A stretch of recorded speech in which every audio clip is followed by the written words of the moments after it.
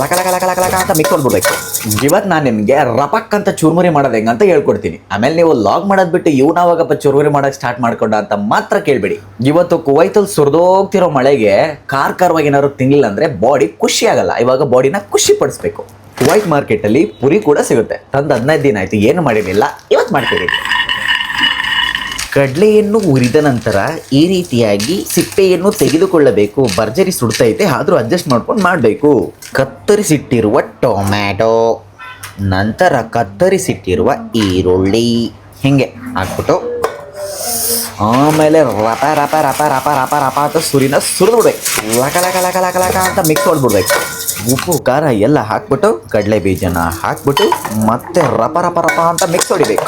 Mix ಹೊಡ್ಮೇಲೆ ಇಲ್ಲಿಗೆ ready ಆಯಿತು. ಇವಾಗ ತಿನ್ನುವ ಸಮಯ. ಈ ಸಿದ್ಧವಾಗಿರುವ ಚುರುಮುರಿನ ಈ ಮಳೆಯಲ್ಲಿ ತಿಂತಾ ಇದ್ರೆ ಕಾಫಿ ಜೊತೆ ಅಬ್ಬಬ್ಬಬ್ಬಬ್ಬಬ್ಬಬ್ಬಾ ಮಸ್ತು. ಇವಾಗ ಚುರುಮುರಿ ನೀವು ಮಾಡಿದರೆ ಏನೆಲ್ಲ ಆಗ್ತೀರಾ ಅಂತ ಕಮೆಂಟಲ್ಲಿ ಒತ್ಬಿಡಿ.